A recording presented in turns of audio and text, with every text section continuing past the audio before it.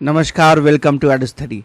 SSC के द्वारा 2 जून को सिलेक्शन पोस्ट फेज़ 13 का जो रिक्रूटमेंट का जो एडवर्टीज़मेंट है वो जारी कर दिया गया है और इसी के रिगार्डिंग आज मैं आपके साथ डिस्कस करने आया हूँ।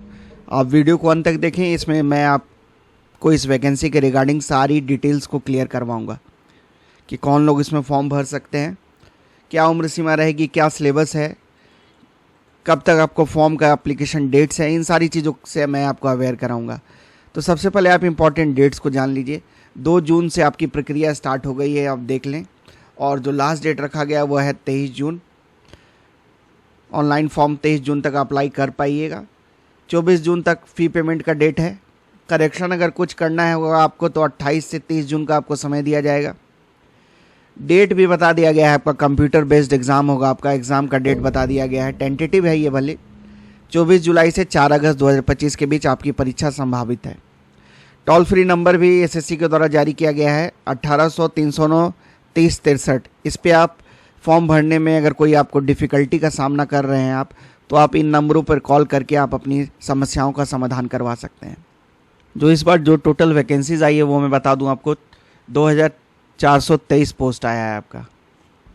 2024 के मुकाबले इस बार जो वैकेंसीज़ है वो ज़्यादा आई है। पिछले साल 2049 पद आया था आपका। 2023 में 5000 के लगभग सीट्स आई थी और वहीं 2022 में 2065 सीट थी। तो लगभग 2000 सीट्स हर बार आपको देखने को मिलती है इस वाले वैकेंसी में।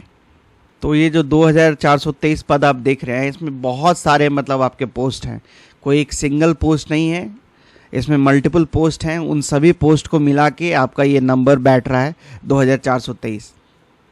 एसएससी सिलेक्शन पोस्ट परीक्षा के बारे में थोड़ा मैं बता दूं कि ये एसएससी द्वारा आयोजित होने वाली एक विशेष परीक्षा होती है जिसमें केंद्र सरकार के अलग अलग जो आपके मंत्रालय हैं, जिसमें लेवल 1 से लेकर लेवल 7 तक की सैलरी तक के रिक्रूटमेंट किया जाता है। इसमें मतलब जूनियर मैकेनिक से लेकर जूनियर इंजीनियर, जूनियर साइंटिस्ट तक का पद पे इसमें रिक्रूटमेंट होता है।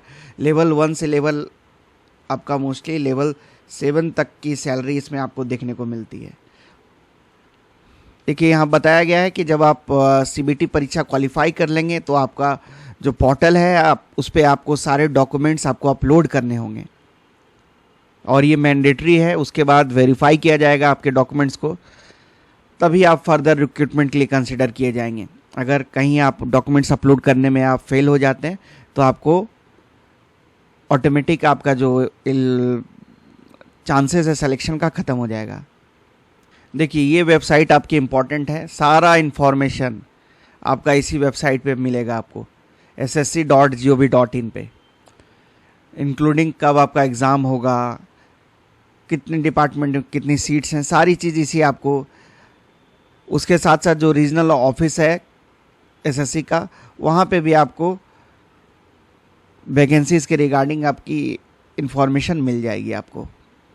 अब हम बात करते हैं आगे एलिजिबिलिटी की। तो देखिए, इसमें जो वैकेंसीज़ आप देख रहे हैं ना 2400, तो इसमें 10th वाले बच्चों के लिए भी कुछ वैकेंसीज़ है, 12th पास वाले कैंडिडेट्स के लिए भी कुछ वैकेंसीज़ है और जिनका ग्रेजुएशन है उनके लिए भी एक वैकेंसी है। तो इसमें 10th वाले बच्चे भी कुछ वैकेंसीज़ के लिए एलिजिबल हैं, कुछ के लिए 12th की डिग्री मैंडेटरी है, कुछ के लिए ग्रेजुएशन की डिग्री चाहिए।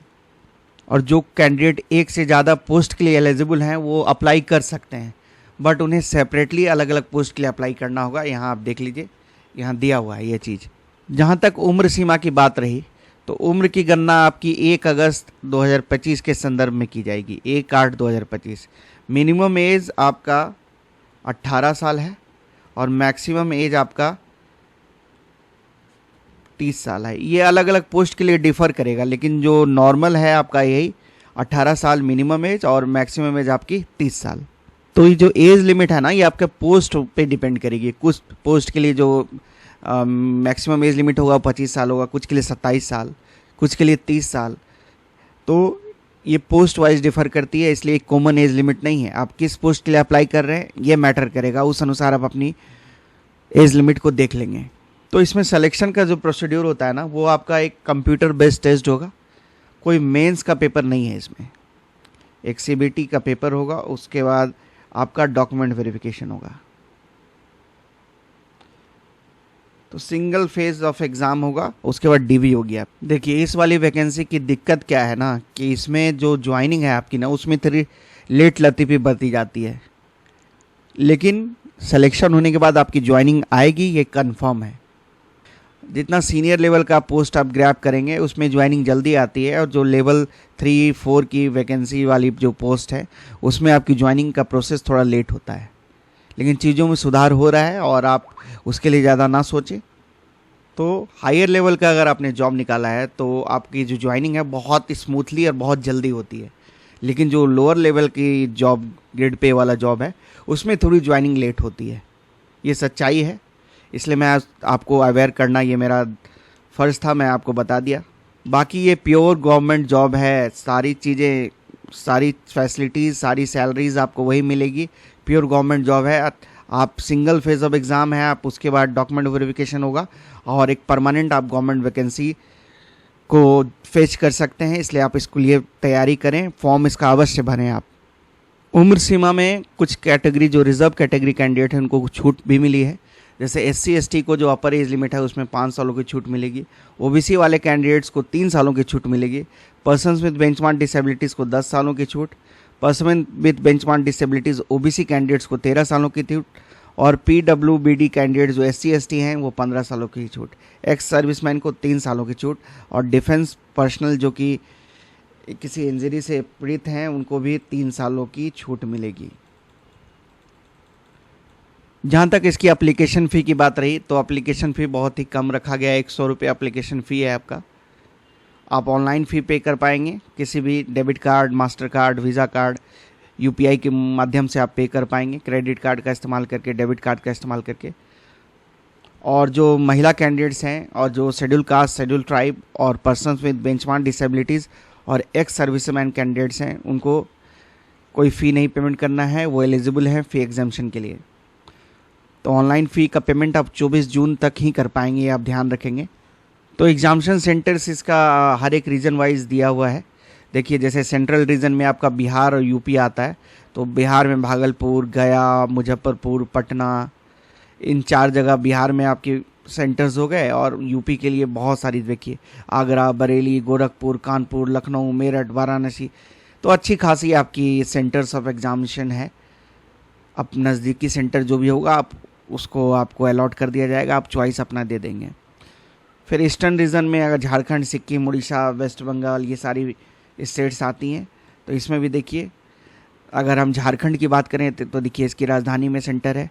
फिर और जो बड़ा सिटीज़ है, जमशेदपुर, धनबाद, इन जगह पे भी सेंटर्स है। इसी तरह आसनसोल, बर्धमान, दुर्गापुर, ये सारी जगह आपको सेंटर्स दिख रही है। ये सूरी नहीं, पूरी होगा। तो लगभग इम्पॉर्टेंट जो सेंटर्स हैं किसी भी राज्य के, वहाँ पे आपको सेंटर मिल जा रहा है। चलिए अब इसके एग्ज़ाम पैटर्न को हम जान लें। तो देखिए आपका एग्ज़ाम पैटर्न में आपका यही है। आपका जनरल इंटेलिजेंस से 25 क्वेश्चंस पूछा जाएगा, प्रति क्वेश्चन 2 मार्क्स का होगा, 50 नंबर। जनरल अवेयरनेस से भी 25 क्वेश्चन, क्वांटिटेटिव एप्टीट्यूड से भी 25 सवाल पूछे जाएंगे, और इंग्लिश लैंग्वेज के भी 25 क्वेश्चंस। तो 200 मार्क्स का आपका पेपर होगा। 60 मिनट्स का आपको समय मिलने जा रहा है। तो सिलेबस आपका यही है।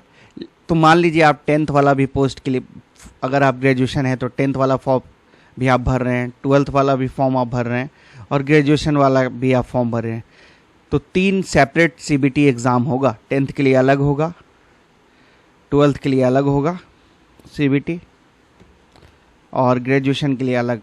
तो स्टैंडर्ड ऑफ जो क्वेश्चंस है वो ऑब्वियस है कि इंक्रीज़ कर जाएगा, है ना।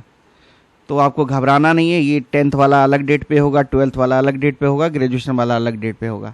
तो अगर आप, ऑब्वियस है कि आप तीनों पोस्ट के लिए एलिजिबल है, तो तीनों के लिए फॉर्म भरिएगा।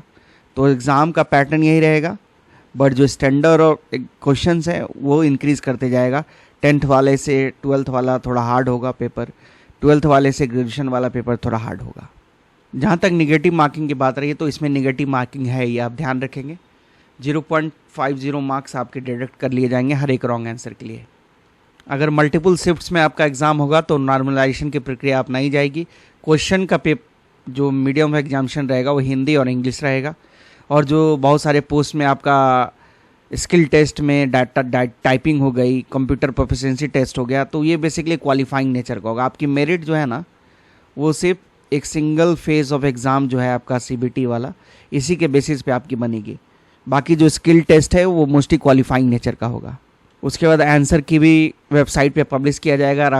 अगर आपको उसमें कोई ऑब्जेक्शन है तो आप ऑब्जेक्शन कर सकते हैं। 100 रुपये का फ़ी पेमेंट करके प्रति क्वेश्चन, 5 क्वेश्चंस में अगर आपको प्रॉब्लम है तो 500 रुपये आपको देने होंगे, तो आप अपनी ऑब्जेक्शंस रेज कर सकते हैं। सिलेबस जो है आपका वो इस नोटिफिकेशन के पेज नंबर 18 से 20 के बीच है। आप ध्यानपूर्वक उसको आप पढ़ लेंगे। नोटिफिकेशन का पेज नंबर 18 से लेके 20 तक ये सिलेबस दिया गया है, देख लीजिए आप। मैट्रिक के लिए अलग है आपका, या इंटरमीडिएट वाले के लिए सिलेबस अलग है। सेक्शंस वही हैं, लेकिन आपका जीएस भी रहेगा, सभी में जीएस है, सब में क्वांट है, सब में इंग्लिश लैंग्वेज है, लेकिन जो स्टैंडर्ड है क्वेश्चन का, जो टॉपिक है वो बढ़ गया है। ठीक है, देखिए इसमें जो पोस्ट रहती है ना, basically UDC, LDC, junior engineer, आपका nursing officer, pharmacist, librarian, driver mechanic, तो जैसा मैंने बताया लेवल 1 से लेके लेवल 7 तक का पोस्ट नोटिफाई किया जाता है मोस्टली इन वैकेंसीज़ में।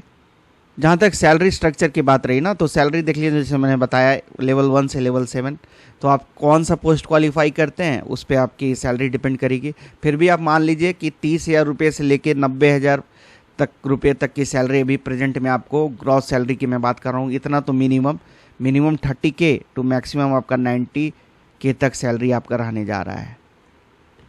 और जब 8th पे कमीशन लग जाएगा तो आपकी सैलरी नो डाउट अच्छी खासी बढ़ जाएगी।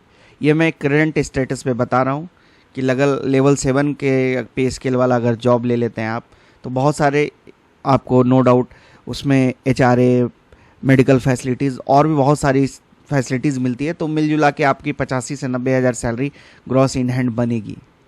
देखिए ये एग्ज़ाम इसलिए भी अच्छा है क्योंकि इस एग्ज़ाम की कुछ मेरिट्स हैं, मैं आपको बताता हूँ। सबसे पहला तो सिंगल एग्ज़ाम है आपका, उसी के बेसिस पे आपका सिलेक्शन हो जाएगा, कोई मेंस इसमें नहीं है। फिर जैसा SSC CGL का आपका पेपर रहता है ना, सेम टू सेम सिलेबस आपका लगभग वही है। कंपटीशन की अगर बात करें हम SSC CGL के मुकाबले, तो इसमें कंपटीशन कम रहता है, कट ऑफ भी आपका कम जाता है इसमें।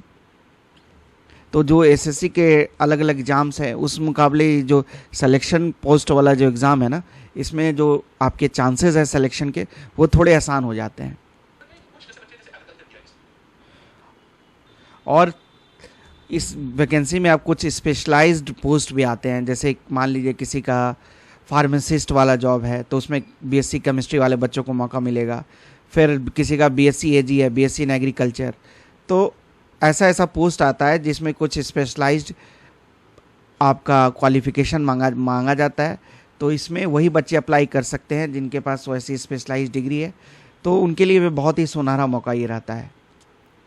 जैसे BSc इन नर्सिंग, तो नर्सिंग वाली जो पोस्ट है, तो जिसका BSc इन नर्सिंग है वही अप्लाई कर पाएगा। तो इन सब चीज़ों में जो सिलेक्शन के चांसेस हैं ना वो बहुत ज़्यादा बढ़ जाते हैं, क्योंकि इसमें कंपटीशन कम रहता है। फिर एक इंजीनियरिंग ग्रेजुएट्स के लिए भी बहुत सारा इसमें पोस्ट आता है।